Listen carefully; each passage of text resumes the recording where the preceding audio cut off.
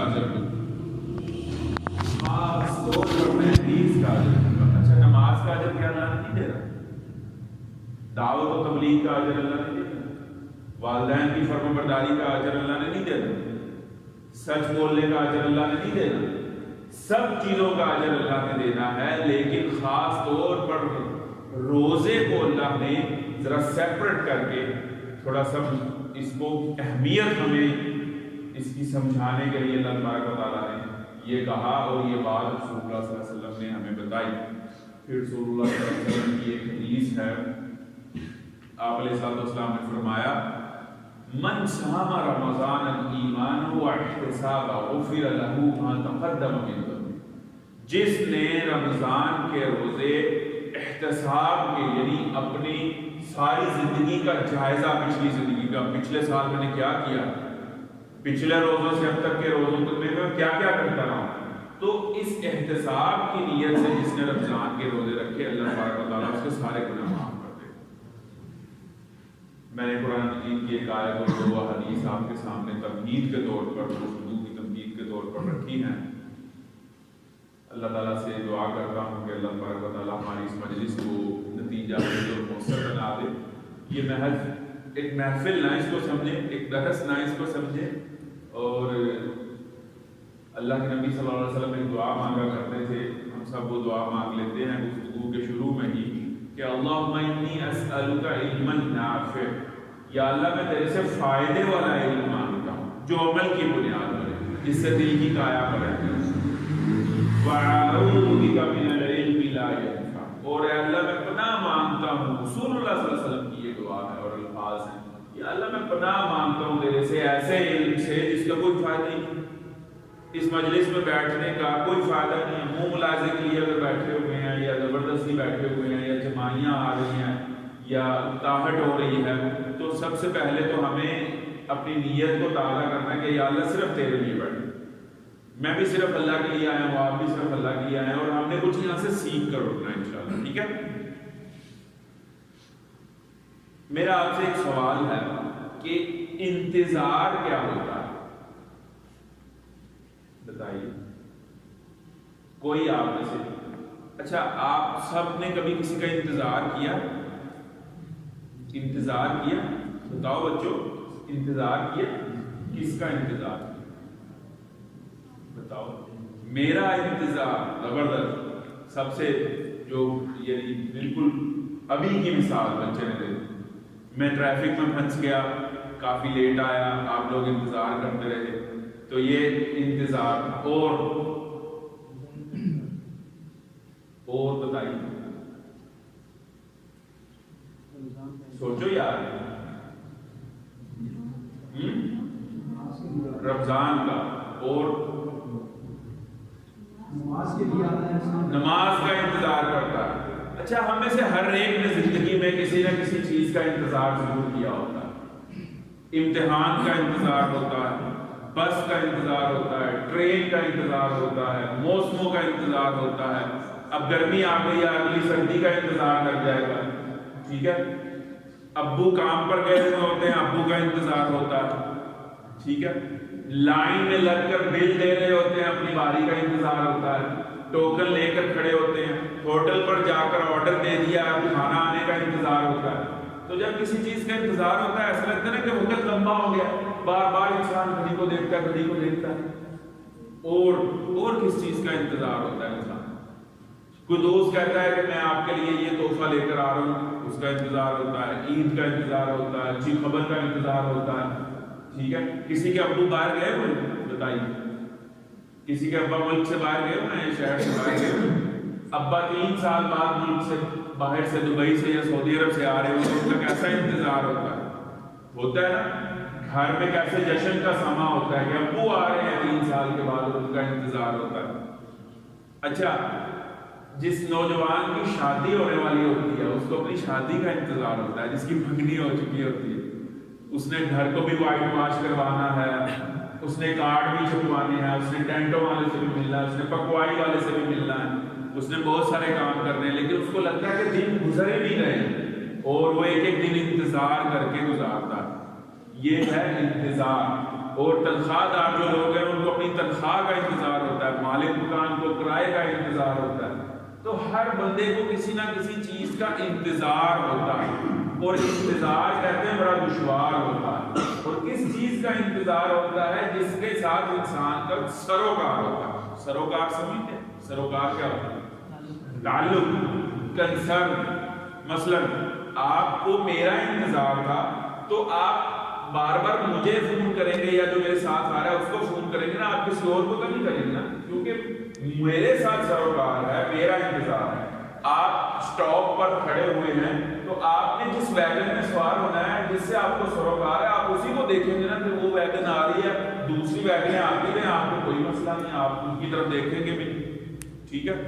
چوک میں آپ کا دوست آ رہا ہے، آپ کو کہہ رہا ہے کہ چوک سے پک کر لو، وہ تھوڑا سا لیٹ ہو گیا، تو آپ کو اپنے دوست کا انتظار ہوتا ہے، کیونکہ آپ کو اس سے سروکار ہوتا ہے، اور جتنے بھی لوگ چوک سے گزرتے جا رہے ہیں آپ کو کوئی پرواہ نہیں، ٹھیک ہے۔ تو انتظار کس کا ہوتا ہے؟ جس سے سروکار ہوتا ہے، جس سے تعلق ہوتا ہے، جس کے ساتھ انسان کو کچھ معاملہ کرنا ہوتا ہے، اسی کا انتظار ہوتا ہے نا۔ اور جس کا انتظار ہوتا ہے اس کا پھر استقبال بھی کیا جاتا ہے۔ پتہ ہے آپ کو، میں آپ کو ایک اور مثال دیتا ہوں۔ اگر کوئی بندہ 15 سال بعد جیل سے رہا ہو کر آئے اپنے گھر، 15 سال بعد، اور جب وہ جیل گیا تھا تو اس کی بیٹی صرف 3 مہینے کی تھی، اس کی ایک ہی بیٹی تھی چھوٹی سی، وہ اپنے ابا کو جانتی بھی نہیں تھی، پہچانتی بھی نہیں تھی، دودھ پیتی تھی، 3 ماہ کی تھی، اور کسی وجہ سے وہ بیچارہ جیل چلا گیا، بے قصور ہی چلا گیا۔ تو اب 15 سال بعد وہ جیل سے رہائی ہوئی ہے، اس کے ڈیالہ جیل سے۔ تو اب جب یہ گھر آئے گا تو اس کی بیوی کو ساری رات نیند آئے گی؟ کل اس نے رہا ہونا ہے، آج رات اس کی بیٹی اور بیوی کو نیند آئے گی؟ اس بندے کو نیند آئے گی جو 15 سال بعد اپنے گھر جا رہا ہے؟ اور کیا اس کی بیوی گھر میں جو ہے وہ رنگ کھیل کر بیٹھی ہوگی، یا پورا گھر صفائی کر دے گی، اچھا سا کھانا پکا کے بیٹھی ہوگی، اچھا سے کپڑے پہن کر بیٹھی ہوگی، بیٹی جو ہے وہ تیار شیار ہو کر بیٹھی ہوگی کہ 15 سال بعد ابا آ رہے ہیں؟ تو جس کا انتظار ہوتا ہے اس کا استقبال بھی پھر بندہ کرتا ہے۔ اور انتظار کس چیز کا ہوتا ہے؟ جس کے ساتھ لگاؤ ہوتا ہے، جس کے ساتھ سروکار ہوتا ہے، اسی کا انتظار ہوتا ہے انسان کو۔ تو کیا ہمیں رمضان کا انتظار ہے؟ انتظار کی ایک اور مثال آپ کو دیتا ہوں۔ رسول اللہ صلی اللہ علیہ وسلم جب مکہ سے ہجرت کر کے مدینہ گئے، پتہ نا آپ کو 13 سال رسول اللہ صلی اللہ علیہ وسلم کہاں پر رہے؟ مکہ میں۔ اور پھر اللہ کے حکم سے 13 سال بعد آپ مکہ سے مدینہ چلے، کئی 100 کلومیٹر کا فاصلہ پیدل طے کیا، پیدل ہمارے نبی صلی اللہ علیہ وسلم مدینہ ہجرت کر کے چلے گئے۔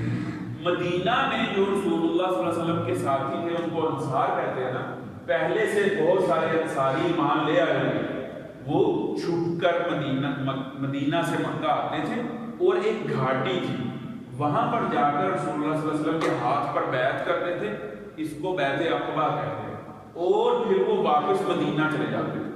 اور پھر رسول اللہ صلی اللہ علیہ وسلم نے بھی اپنے ایک ساتھی جن کا نام ہے حضرت مصعب بن عمیر، ان کو مکہ ہوتے ہوئے مدینہ بھیجا کہ جا کر وہاں پر تبلیغ کرو۔ تو حضرت مصعب کی تبلیغ سے بھی اوس اور خزرج جو 2 قبیلے تھے ان کے بہت سے لوگ مسلمان ہو گئے۔ تو اب یہ مدینہ میں کافر بھی تھے، یہ نہیں تھے کہ سارا مدینہ ہی مسلمان تھا جب رسول اللہ صلی اللہ علیہ وسلم آ گئے، لیکن کافی لوگ مسلمان ہو چکے تھے، یہودی بھی تھے، مشرک بھی تھے مدینہ میں، اور یہ لوگ مسلمان بھی تھے۔ اب ان کو اطلاع تھی کہ ہمارے پیارے نبی مکہ سے چل پڑے ہیں اور اتنے دنوں کا فاصلہ ہے، ان کو اتنی دیر میں پہنچ جانا چاہیے، لیکن چونکہ کافر رسول اللہ صلی اللہ علیہ وسلم کا پیچھا کر رہے تھے، آپ نے عام رستے سے ذرا طویل اور لمبا رستہ اختیار کیا، کیونکہ کافر پیچھے سے انہوں نے ٹولیاں بگا دی تھی، تم اس رستے پہ جاؤ، تم اس رستے پر جاؤ، تم اس رستے پر جاؤ، اور رسول اللہ صلی اللہ علیہ وسلم کو گرفتار معاذ اللہ ثم معاذ اللہ کر کے لے آؤ، کیونکہ وہ تو آپ کے دشمن تھے۔ تو رسول اللہ صلی اللہ علیہ وسلم ذرا 3 دن لیٹ مدینہ پہنچے۔ ان کے حساب سے کتنے دن لیٹ پہنچے؟ 3 دن لیٹ پہنچے۔ 3 دن پتہ ہے آپ کو ان لوگوں نے کیسے گزارے مدینہ کے مسلمانوں؟ سارا دن عورتیں چھت پر چڑھ کر رسول اللہ صلی اللہ علیہ وسلم کے کے راستے کو تکا کرتی تھی. سارا سرحد ایک ہی ڈبل سٹوری مکان تھا مدینہ میں، اور وہ تھا حضرت ابو ایوب انصاری رضی اللہ تعالیٰ. سارا سرحدی عورتیں اس پر چڑھی جاتی ہیں، اور آپ جیسے جو نوجوان ہیں وہ کھجوروں کے اوپر چڑھے جاتے ہیں.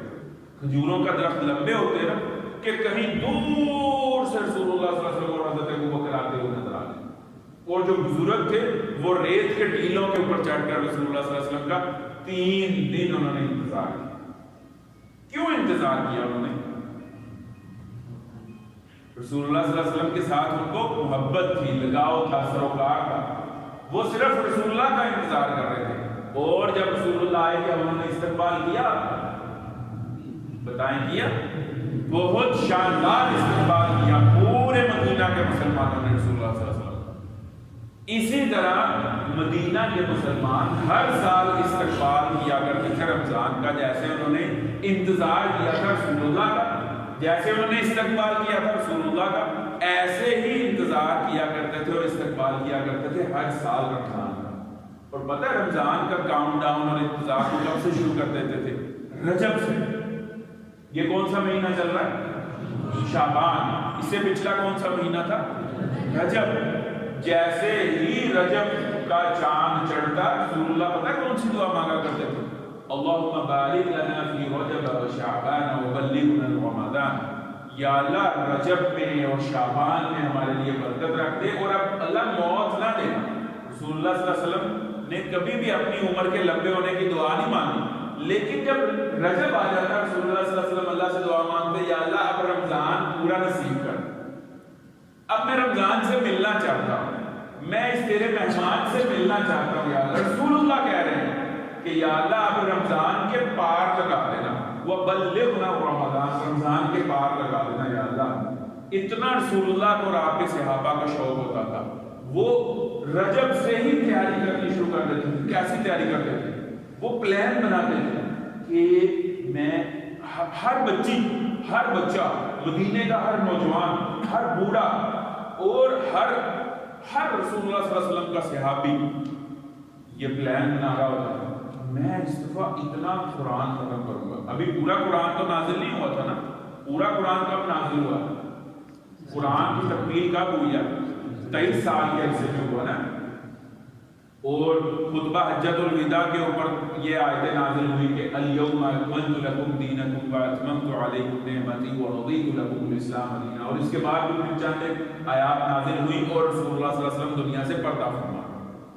تو جس نے رسول اللہ صلی اللہ علیہ وسلم کے ساتھ کسی کو 5 رمضان ملے، کسی کو 4 رمضان ملے، کسی کو رسول اللہ صلی اللہ علیہ وسلم کے ساتھ 6 رمضان ملے، اور وہ اس کو یہی ہوتا تھا کہ پتہ نہیں اگلا رمضان ملنا ہے کہ نہیں ملنا. تو اس کو جب رمضان رجب چڑھ جاتا تھا نا تو وہ پلان کرتے تھے کہ جتنا بھی قرآن نازل ہو گیا نا میں اس کو پڑھ ڈالنا 2 دفعہ 3 دفعہ وہ دورہ کرتے تھے. اور پتہ ہے رمضان میں رسول اللہ صلی اللہ علیہ وسلم کس کے ساتھ قرآن کا دورہ کرتے تھے؟ رسول اللہ صلی اللہ علیہ وسلم پورا قرآن سناتے تھے. کس کو پتہ ہے؟ بتائیے. کسی کو بھی نہیں پتا. جبرائیل علیہ السلام. ماشاءاللہ حضرت جبرائیل علیہ السلام. روزانہ حضرت جبرائیل علیہ السلام آتے تھے روزانہ، اور 1 on 1 آقا ان کے سامنے بیٹھ کر پورا قرآن حضرت جبرائیل کو سناتے. اور جب رسول اللہ صلی اللہ علیہ وسلم جس سال پردہ کیا نا اپنی دنیا سے، اس سال آپ نے حضرت جبرائیل کو رمضان میں 2 دفعہ پورا قرآن سنایا. یعنی روز کے 2 سپارے، اور 15 دن میں قرآن ختم کر لیا، پھر اگلے 15 دن میں پورا قرآن سنایا، یعنی 2 دفعہ. تو وہ پلان کرتے تھے ہم نے قرآن پڑھنا ہے، ہم نے رسول اللہ کے ساتھ مل کر جہاد کرنا ہے. غزوہ بدر کتنے رمضان کو ہوا پتہ ہے آپ کو؟ پتہ ہے 313 جب 1000 کے مقابلے میں لڑے ہیں، 1000 کافر اور صرف 313 مسلمان. 17 رمضان تھا اور گرمی والا رمضان تھا. وہ کہتے تھے اس دفعہ میں نے اتنے بندے تیار کر کے رسول اللہ کے قدموں میں لے کر آئے، میں نے اس کو دعوت دوں گا، میں نے اس کو دعوت دوں گا، میں اس کو دعوت دوں گا، میں اپنے دوست کو دعوت دوں گا. کیونکہ اس سوسائٹی میں یہودی بھی تھے، اس سوسائٹی میں مکے کے معاشرے میں کافر بھی تھے. وہ اللہ سے دعائیں بھی مانگتے تھے کہ یا اللہ اس رمضان میں ہم نے اپنے آقا کو بندے لا کر دینے ہیں، ہم نے ان لوگوں کو مسلمان کرنا ہے. تو جس طرح ہمارے اس معاشرے میں سے حالہ میں، مغل میں، ہر تو غیر میں، کیا ہر کوئی مسلمان نماز پڑھتا ہے؟ ہم سارے الحمدللہ مسلمان ہیں، لیکن کیا سارے نماز پڑھتے ہیں؟ کیا سارے روزے رکھتے ہیں؟ کیا سارے سچ بولتے ہیں؟ کیا سارے باحیان ہیں؟ کیا سارے والدین کا فرما بردار ہیں؟ کیا سارے جو ہیں وہ پکے سچے مسلمان ہیں؟ اگر نہیں ہے تو یہ رمضان میں ہم نے اپنے اوپر بھی کام کرنا ہے اور دوسروں پر بھی کام کرنا ہے۔ کریں گے انشاءاللہ؟ کریں انشاءاللہ، پھر پوری قوت ہم نے اپنے اوپر بھی کام کرنا ہے، اور یہ رمضان کا استقبال ہوگا۔ یہ جو ہم نیت کر رہے ہیں نا یہاں، رمضان بھی خوش ہوگا اور فرشتے اللہ کو بتائیں گے کہ یا اللہ، انہوں نے پہلے ہی رمضان کے لیے گفٹ تیار کر دیا کہ جب رمضان آئے گا ہم اپنے اوپر بھی کام کریں گے اور دوسروں پر بھی کام کریں گے، اور دوسروں کو بھی نیک بنائیں گے، اور دوسروں کو بھی کیا کریں گے؟ اللہ تعالیٰ کے فرما بردار اور رسول اللہ کے سچے امتی بنانے کی کوشش کریں گے۔ تو انشاءاللہ ہم نے یہ کام رمضان میں ضرور کرنا ہے۔ اچھا، رمضان کا استقبال کے لیے ہم سب نے یہاں پر اللہ کی توفیق سے، اچھا میں پہلے جیسا کہ کہا اس کو درس نہ سمجھیں، میں کوئی درس وغیرہ دینے کے لیے نہیں آیا۔ ہم نے، میں نے، آپ نے، سب نے مل کر رمضان کا استقبال کرنا ہے۔ ہم نے رمضان کے لیے کیا کیا ہے؟ یہ تو یہ گفٹ تیار کیا نا کہ ہم اپنے اوپر اور رمضان کے اوپر انشاءاللہ اس دفعہ کام کریں گے۔ اچھا، رمضان آتا کیوں ہے؟ میں اب بس تھوڑا سا اس کے اوپر بات کرتا ہوں۔ قرآن مجید میں سورہ بقرہ کی آیت نمبر 183 میں اللہ تبارک و تعالیٰ نے بتایا ہے کہ رمضان آتا کیوں؟ یا ایھا الذین آمنوا، اے ایمان والو، سے حالہ ہر دو غیر کے مسلمانوں، اے ایمان والو، اللہ نے مجھے اور آپ کو براہ راست بلایا ہے، پکارا اور متوجہ کیا ہے، اے ایمان والو، کتب علیکم الصیام، تم پر روزے لاگو کر دیے گئے ہیں، کما کتب علی الذین من قبلکم، اور یہ تم سے پہلے والوں کے اوپر بھی لاگو کیے گئے ہیں۔ یہ نہیں ہے کہ تم کو کہ صرف ہمارے اوپر ہی روزے فرض کیے گئے تھے، نہیں، تم سے پہلے بھی جتنے بھی سعادت مند مسلمان پہلی امتوں میں یا تمہاری پیدائش سے پہلے، ہماری پیدائش سے پہلے بھی تو کئی مسلمان دنیا سے گزر چکے ہیں نا، 100 سال پہلے، 200 سال پہلے، اور امت مسلمہ سے پہلے بھی جو لوگ مسلمان تھے، پچھلے نبیوں کی امتوں میں بھی تو لوگ مسلمان تھے نا۔ تو جو بھی سعادت والے لوگ تھے، فرما بردار لوگ تھے، چاہے وہ اس امت کے لوگ تھے تم سے پہلے یا پچھلی امتوں کے لوگ تھے، تو تم سے پہلے والے لوگوں کے اوپر بھی ہم نے روزے لاگو کیے ہیں، اور ہر سال ان پر بھی رمضان آتا تھا۔ اور یہ ہم کیوں کرتے تھے؟ یہ ہم اس لیے کرتے تھے کہ ہمیں تمہیں کسی خاص مقصد کے لیے تیار کرنا چاہتے ہیں۔ جن لوگوں پر رمضان آتا تھا وہ اس لیے خوش ہوتے تھے کہ اللہ تبارک و تعالیٰ ہمیں کسی اپنے خاص مقصد کے لیے چن رہا ہے، ہمیں تیار کر رہا ہے۔ یہ تو بڑے نصیب کی بات ہے۔ تو تمہارے اوپر بھی اللہ تبارک و تعالیٰ نے یہ کرم کیا ہے کہ اس دفعہ پھر تمہیں رمضان مل رہا ہے، جیسے پہلے والوں کو ملتا رہا ہے۔ کما کتب علی الذین من قبلکم لعلکم تتقون، تاکہ تم پرہیزگار بن جاؤ۔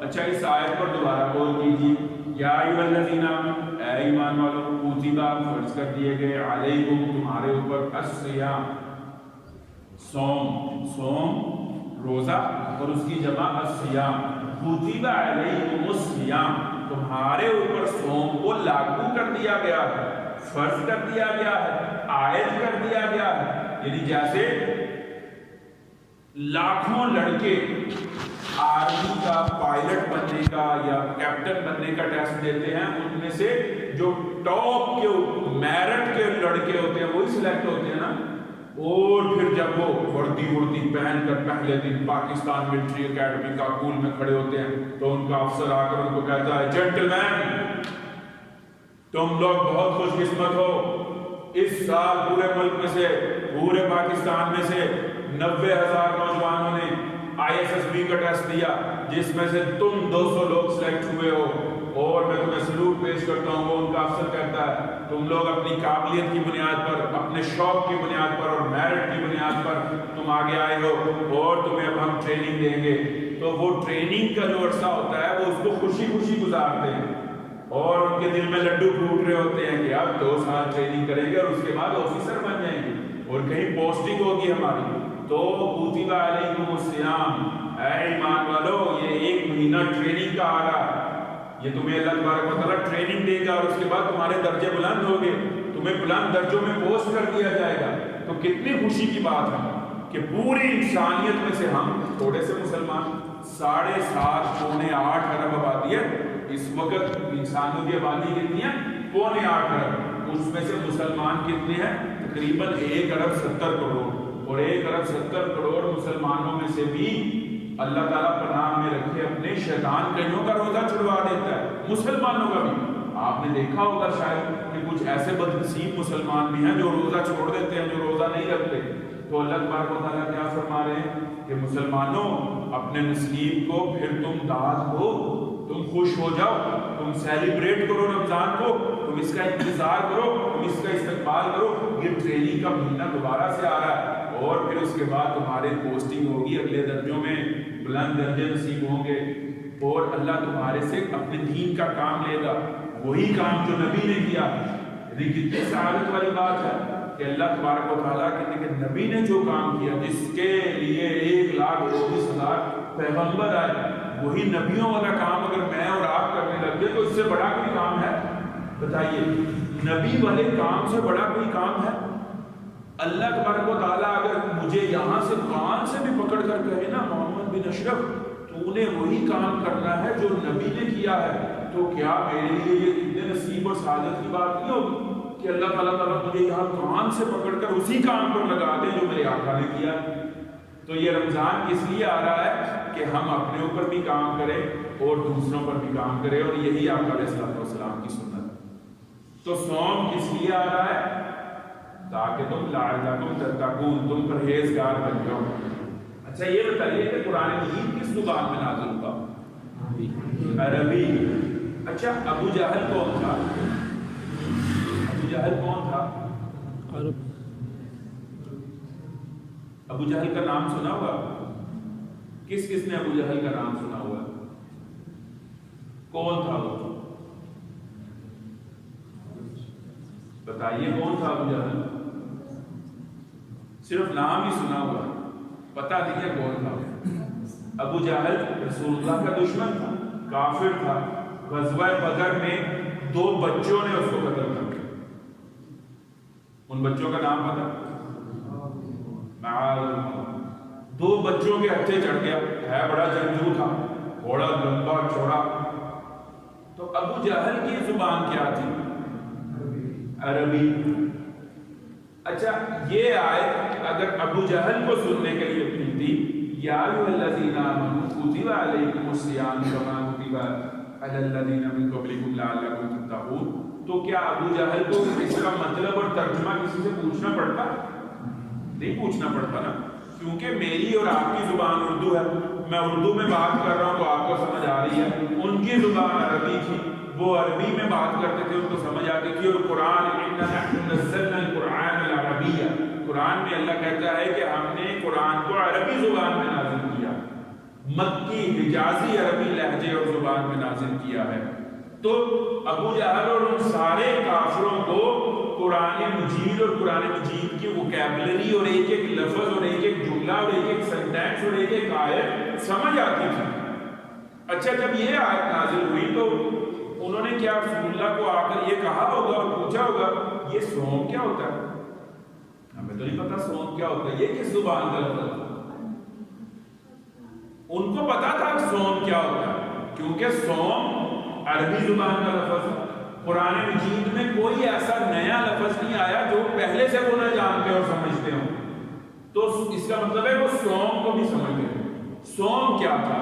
صوم ایک خاص مشق کا نام تھا جو پہلے سے اپنے گھوڑوں کو کرواتے تھے، اور وہ مشق یہ تھی کہ گھوڑے کی یہ ایک ٹانگ وہ باندھ لیتے تھے، گھوڑے کو 3 ٹانگوں کے اوپر کھڑا کر دیتے تھے، دھوپ میں کھڑا کر دیتے تھے اور بھوکا پیاسا کھڑا کر دیتے تھے، اور صبح سے لے کر رات تک گھوڑا 3 ٹانگوں پر کھڑا، پھر وہ ٹانگ کھول دی، اگلی باندھ دی اگلے دن، پھر وہ کھول کے اگلے دن تیسری باندھ دی، پھر اگلے دن چوتھی باندھ دی۔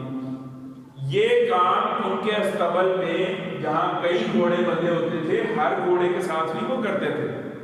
جو سب سے چکیتا گھوڑا ہوتا تھا، جو سب سے واریر گھوڑا ہوتا تھا، جنگجو گھوڑا ہوتا تھا، کمانڈو گھوڑا ہوتا تھا، اور سب سے قیمتی گھوڑا ہوتا تھا، یہ کام وہ اس کے ساتھ کرتے تھے۔ اس سے گھوڑے میں کیا پیدا ہوتا تھا؟ کیا صفت پیدا ہوتی تھی؟ گھوڑے کو اپنی تھکاوٹ کے اوپر کنٹرول آتا تھا، گھوڑے کو اپنی اکتاہٹ کے اوپر کنٹرول آتا تھا۔ تھکاوٹ اور چیز ہے، اس کا تعلق ہے سٹیمنا سے، اور اکتاہٹ کا تعلق ہے انسان کی نفسیاتی صحت سے۔ یعنی بعض کا یہ ہوتا ہے نا کہ ہم تھکے نہیں ہوتے لیکن موڈ نہیں کر رہا ہوتا، یار نماز پڑھنے کو دل نہیں کر رہا، تو اس کا مطلب یہ ہے کہ ہم تھکے ہوئے نہیں ہیں لیکن ہمارا موڈ ہمارے کنٹرول میں نہیں، ہم اٹھے بھی ہوئے ہیں، ہم جاگ بھی رہے ہیں، ٹوٹی میں پانی بھی آ رہا ہے، مسجد سے اللہ اکبر کی صدا بھی آ رہی ہے، لیکن توفیق کیوں نہیں ہو رہی ہے؟ دل نہیں کر رہا ہے۔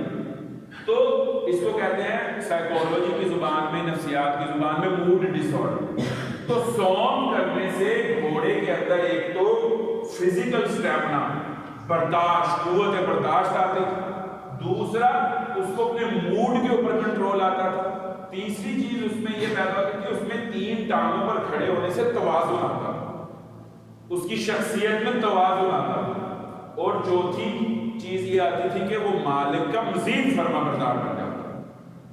اس لیے سوم کو وہ سمجھتے تھے اور جانتے تھے کہ یہ جو سوم ہم اپنے گھوڑوں کو کرواتے ہیں، اللہ نے وہی لفظ اٹھایا ہے اور اس کو شریعت کی اصطلاح میں سوم مسلمانوں کا روزہ قرار دیا ہے، اور پھر اس کی تفصیلات رسول اللہ نے بتائی کہ سوم کیسے کرنا ہے، روزہ تم نے سحری کے وقت رکھنا ہے، افطاری اس کی کس وقت کرنی ہے، کیسے روزہ ٹوٹ جائے گا، کیسے برقرار رہے گا، روزے میں کیا کرنا ہے اور کیا نہیں کرنا، اس کی ساری تفصیلات رسول اللہ نے بتائیں۔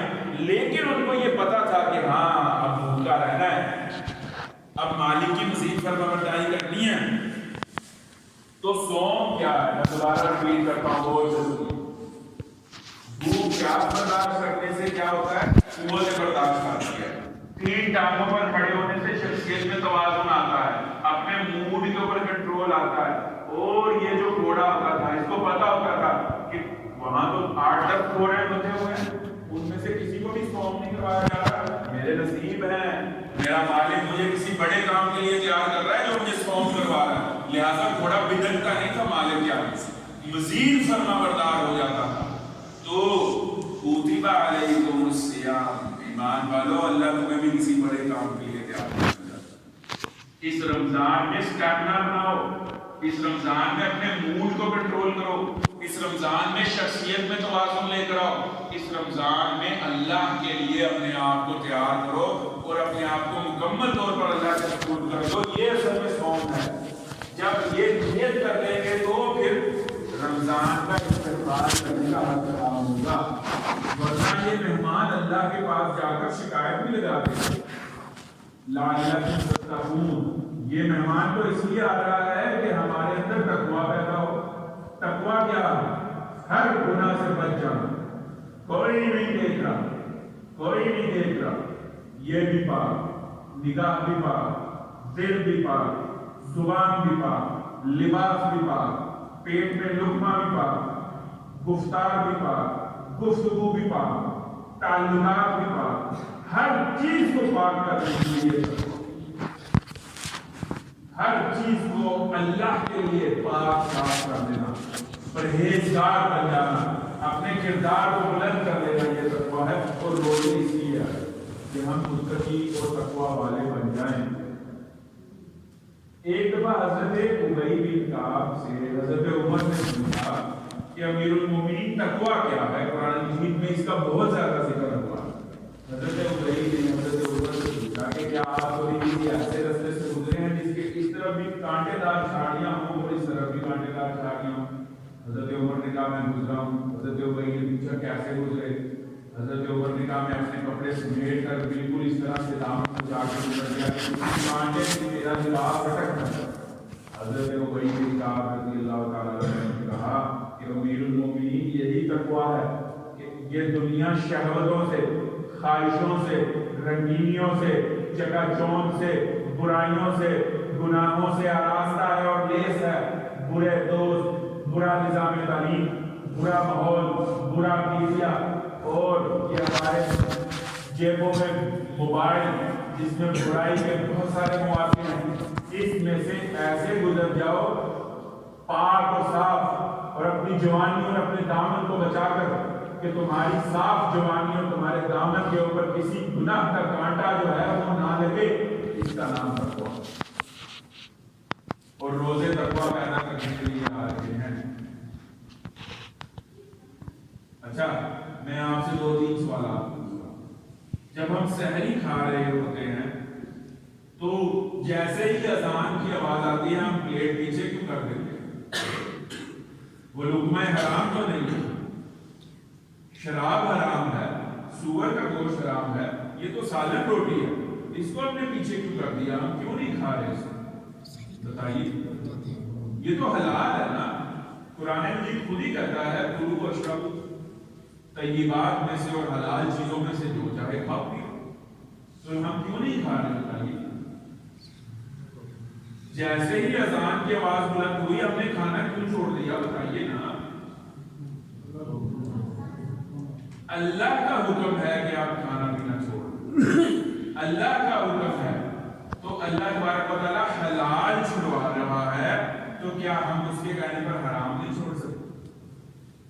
حلال ہے، یہ لقمہ کھانا جائز ہے، حلال ہے، لیکن یہ حلال چھڑوا کر اللہ یہ مشق اور پریکٹس کروا رہا ہے۔ جیسے گھوڑے کو صوم کروایا جاتا ہے، ہمیں یہ پریکٹس کروائی جا رہی ہے کہ جب میرا حکم آئے تو حلال بھی چھوڑ دو، تو کیا جب اس کا حکم آئے تو ہم گناہ نہیں چھوڑیں گے جو کہ حرام ہے؟ پھر اگر آپ گھر میں بیٹھے ہوئے ہوں، آپ کے سامنے جو ہے وہ روزے میں آپ کی 10 منٹ رہتے ہوں افطاری، اور آپ کے سامنے پانی اور شربت پڑا ہوا ہو، کوئی آپ کو نہ دیکھ رہا ہو، آپ ایک گھونٹ لگا لیں گے؟ کیوں نہیں لگائیں گے؟ کوئی نہیں دیکھ رہا، اللہ دیکھ رہا۔ تو کیا اللہ صرف کھانے پینے پہ دیکھتا ہے؟ اللہ صرف روزوں پر دیکھتا ہے؟ باقی مہینوں میں اللہ نہیں دیکھتا؟ جب آپ گالی دے رہے ہو، جب آپ گندی اسکرین دیکھ رہے ہو، جب آپ کسی کی غیبت کر رہے ہو، جب امی سے بدتمیزی کر رہے ہو، جب بلا وجہ وقت ضائع کر رہے ہو، جب اذان کی آواز آتی ہے اور آپ مسجد میں نہیں آتے، تب اللہ نہیں دیکھ رہا ہوتا؟ تو روزے یہ احساس پیدا کرنے کے لیے آ رہے کہ اللہ ہر وقت ہمیں دیکھ رہا ہے۔ اور اس احساس کا نام کیا ہے؟ اس احساس کا نام کیا ہے کہ ہر وقت اللہ ہمیں دیکھ رہا ہے؟ بتائیے کیا ہے؟ تقویٰ۔ اس احساس کا، یہ احساس جو دل میں موجود ہے، بھائی اللہ مجھے ہر وقت دیکھ رہا ہے، چاہے میں لوگوں میں بیٹھا ہوا ہوں یا میں تنہا ہوں۔ خیال یہاں پر جو بھی آیا اللہ کو پتہ، میری نگاہ جدھر بھی اٹھی ہے اللہ کو پتہ، میرا قدم جدھر بھی اٹھا ہے اللہ کو پتہ، تو اللہ مجھے دیکھ رہا ہے۔ اس احساس کا نام تقویٰ۔ اور میں ایک اور مثال دیتا ہوں کہ روزے تقویٰ کیسے پیدا کرتے ہیں۔ فرض کریں آپ نے روزہ رکھا ہوا ہے اور آپ کے یاروں دوستوں نے روزہ نہیں رکھا ہوا، وہ کھا پی رہے ہیں اور آپ کو بھی کہتے ہیں یار تم بھی کھا لے، چھوڑ روزہ توڑ دے، کیا آپ ان کے کہنے پر روزہ توڑ دیں گے؟ نہیں توڑیں گے، الٹا آپ ان کو پڑھ جائیں گے کہ بد نصیبو بدبختو، تم نے خود روزہ نہیں رکھا اور دوسرا مجھے کہہ رہے ہو کہ روزہ توڑ دو۔ آپ ان کو یہی کہیں گے نا، الٹا ان کو نصیحت کریں گے کہ تم بھی روزے رکھا کرو۔ بالکل یہی چیز ہم میں روزہ پیدا کرنے آ رہے ہیں، اور یہی تقویٰ ہے کہ لوگوں کو بدی میں نہ لگے جاؤ، دوست جس برائی پر لگائیں اس کو نہ لگ جاؤ، بلکہ دوستوں کو اچھائی پر لگاؤ، اس کا نام تقویٰ۔ بتائیے کیا آج کے بعد اپنے بھائی اور اپنے کزن اور اپنے اسکول فیلو، اپنے کالج فیلو، اپنے محلے فیلو کے کہنے پر آپ بدی پر لگ جائیں گے یا اس کو نیکی پر لگائیں گے؟ اس کو نیکی پر لگائیں گے، یہ تقویٰ ہے۔ احساس کا نام تقویٰ ہے کہ اللہ مجھے دیکھ رہا ہے۔ اپنے اور دوسروں کی آخرت اور دین کی فکر کرنے کا نام تقویٰ ہے، اور روزے ہمیں تقویٰ دینے آ رہے ہیں۔ تقویٰ کے فائدے پتہ کیا ہیں؟ وَمَن يَتَّقِ اللَّهَ يَجْعَل لَّهُ مَخْرَجًا وَيَرْزُقْهُ مِنْ حَيْثُ لَا يَحْتَسِبُ۔ اللہ کا جو تقویٰ اختیار کر لے گا، اللہ قرآن میں بتا رہے ہیں کہ اللہ اس کو ہر پریشانی سے نکال دے گا اور اس کو وہاں سے رزق دے گا جہاں سے وہ سوچ نہیں سکتا۔ وَمَن يَتَّقِ اللَّهَ يَجْعَل لَّهُ مِنْ أَمْرِهِ يُسْرًا، جو کوئی اللہ کا تقویٰ اپنے دل میں سجا لے گا، اللہ یجعل لہ من امرہ یسرا، اللہ اس کے سارے ایشوز کو، اس کے معاملات اور کاموں اور فیصلوں کو آسان کر دے گا۔ وَمَن يَتَّقِ اللَّهَ یکفر عنہ سیئاتہ ویعظم لہ اجرا، اللہ اس کے گناہ معاف کر کے اس کو بہت بلند مقام اور اجر عطا فرمائے۔ سورہ انفال، یا ایھا الذین آمنوا ان تتقوا اللہ، اگر تم تقوی اختیار کر لو، یہ نوجوانوں تم اگر تقوی اختیار کر لو اپنی جوانیوں میں، اللہ کیا فرما رہے ہیں تقوی کے فائدے، کیا وعدہ ہے اللہ کا تمہارے ساتھ، سنیے ذرا غور سے۔ ان تتقوا اللہ یجعل لکم فرقانا، تو اللہ تبارک و تعالیٰ تمہیں فرقان عطا فرمائے گا۔ فرقان ایک ایسی صلاحیت کا نام ہے کہ جس میں انسان چیزوں کو بہت جلدی ان کی گہرائی میں چلا جاتا ہے اور پرکھ لیتا ہے، یہ بندہ ٹھیک ہے یا نہیں ٹھیک، اس معاملے میں مجھے یہ کرنا چاہیے یہ، اس معاملے میں مجھے یہ رستہ اختیار کرنا چاہیے یہ، اس فیصلے میں مجھے کیا کرنا چاہیے، یعنی تجزیہ کرنے کی صلاحیت۔ زندگی میں آپ کو کسی بھی معاملے میں کنفیوژن نہیں ہوگی، گھبراہٹ نہیں ہوگی اگر آپ تقوی کر لیں۔ یہ تو دنیا کے فائدے ہیں، اور سورہ اعراف میں کیا فائدہ بیان ہو رہا ہے، اللہ تبارک و تعالیٰ فرمائے آپ کے گھروں کے اوپر برکت نازل ہوگی۔ وَلَوْ أَنَّ أَهْلَ الْقُرَىٰ آمَنُوا وَاتَّقُوا لَفَتَحْنَا عَلَيْهِمْ بَرَكَاتٍ مِّنَ السَّمَاءِ، اگر یہ لوگ تقوی اختیار کرتے تو ہم ان کے اوپر آسمان سے برکتیں اور رحمتیں نازل کریں، ملک میں حقیقی تبدیلی آ جائے گی، ہمارے تعلیمی ادارے ٹھیک ہو جائیں گے، ہسپتال ٹھیک ہو جائیں گے، بے روزگاری ٹھیک ہو جائے گی، بدامنی ٹھیک ہو جائے گی، لوڈ سیڈنگ ٹھیک ہو جائے گی، سارے خارجی داخلی اندر باہر کے مسئلے، ملکی مسائل اور امت کے مسائل حل ہو جائیں گے، کیونکہ اوپر سے اللہ کی رحمتیں، اس کی مدد، برکتیں اور نصرت نازل ہوگی۔ لیکن اس کے لیے مجھے بھی متقی اور آپ کو بھی متقی کرنا پڑے گا، اور اس کی دعوت دینی ہوگی، یہ بات عام کرنی ہوگی، یہ درس گھر میں جا کر اپنی ابو کو سنانا ہوگا، باجی کے ساتھ یہ ڈسکشن کرنی ہوگی، پھوپھوں کو بتانا ہوگا، ماموں کے بیٹے سے بات کرنی ہوگی کہ بھائی اس دفعہ رمضان میں ہم نے اصل والا صحیح والا تقوی اختیار کرنا ہے، اور یہی رمضان کا استقبال ہے کہ نیت کو ٹھیک کر لو کہ اس رمضان کو ہم نے کیسے گزارنا ہے۔ یہ ہے تقوی۔ اور اگر تقوی پیدا نہ ہوا، یہ احساس پیدا نہ ہوا کہ پورے 12 مہینے اللہ دیکھ رہا ہے اور اپنی اور دوسروں کی آخرت کی فکر کرنی، اگر یہ احساس پیدا نہ ہوا، دو احادیث رسول اللہ صلی اللہ علیہ وسلم کی سنا کر آپ سے اجازت لیتا ہوں۔ اللہ کے نبی صلی اللہ علیہ وسلم نے فرمایا کم من صائم لیس لہ من صیامہ الا الجوع والسحر، کتنے ہی روزے دار ایسے ہیں جن کو روزے اور رمضان صرف بھوک اور تھکاوٹ کے اور کچھ نہیں نکل جائے۔ اگر روزہ رکھ کر بھی اللہ کے نبی صلی اللہ علیہ وسلم نے فرمایا من لم يدع قول الزور والعمل به فليس لله حاجة ان يدع طعامه وشرابه، جو روزہ رکھ کر بھی دو نمبری نہیں چھوڑتا، بے حیائی نہیں چھوڑتا، جھوٹ نہیں چھوڑتا، گالی نہیں چھوڑتا، غیبت نہیں چھوڑتا، ہیرا پھیری نہیں چھوڑتا، تو کوئی اللہ کو ضرورت نہیں ہے کہ وہ روٹی چھوڑ دے، کوئی ضرورت نہیں ہے اللہ کو اس کی روٹی چھوڑنے کی۔ پھر ایک دفعہ رسول اللہ صلی اللہ علیہ وسلم نے فرمایا ان جبرائیل آمدنی، ایک دفعہ جبرائیل میرے پاس تشریف لائے، آقا علیہ السلام فرما رہے ہیں فقال، اور جبرائیل علیہ السلام نے کہا بعود من اطرق رمضان فلم یغفر له، وہ آپ کا امتی برباد ہو جائے جس کے اوپر رمضان آیا اور وہ تقوی اپنے اندر پیدا کر کے اپنے آپ کو بخشوا نہ سکا۔ فقلت آمین، تو رسول اللہ فرماتے ہیں جبرائیل کی اس دعا کے اوپر آمین کہا۔ رمضان کے روزے غیر مسلموں پر نہیں آتے، ہم پر آتے ہیں ایمان والوں، ہم پر آتے ہیں جو ایمان کے ساتھ آ رہے ہیں، اور جبرائیل کی بددعا ہمارے لیے ہے، معاذ اللہ، اللہ تعالیٰ ہمیں اس سے بچائے۔ یہ نہیں ان لوگوں کے لیے جن میں تقوی پیدا نہیں ہوتا روزوں میں، اور پھر وہ رمضان کے بعد بھی اپنے تقوی کو سنبھال کر نہیں رکھتے ہیں۔ اور اس بددعا کے اوپر آمین کس نے کہا ہے؟ رسول اللہ صلی اللہ علیہ وسلم نے۔ اللہ تعالیٰ سے دعا کرتا ہوں کہ اللہ تبارک و تعالیٰ ہمیں صوم کو، تقوی کو، رمضان کو سمجھنے کی توفیق عطا فرمائے۔ بہت خوش ہو جائیے، آج شعبان کی کتنی تاریخ ہے؟ آج 16، اور یہ 17ویں رات شروع ہو گئی ہے۔ پیچھے کتنے دن رہ گئے؟ 12-13 دن پیچھے رہ گئے۔ اللہ تبارک و تعالیٰ ہمیں نصیب فرمائے، اللہ تعالیٰ ہمیں نصیب فرمائے، نصیب کیجیے، خوش ہو جائیے، خوش ہو کر گھر جائیے، رمضان آ رہا ہے، یہ دل میں لڈو پھوڑتے ہوئے، نعرے مارتے ہوئے جائیے، ہماری زندگی گزاریے، ایک ایک دن انتظار میں رہ کر گزاریے، جیسے گھڑی کو ہم نے ایک کر انتظار کر رہے ہوتے ہیں، اسی طرح سے دنوں کو گن گن کر انتظار کیجیے کہ کب رمضان آئے۔ اور اس رمضان کے لیے آج ہم نے کیا اختیار کیا؟ کیا اختیار کیا؟ ہم نے کوئی نیت کی ہے نا، یہاں پر اللہ کے گھر میں بیٹھ کر ہم نے کوئی نیت کی اور ارادہ کیا، وہ کیا ہے؟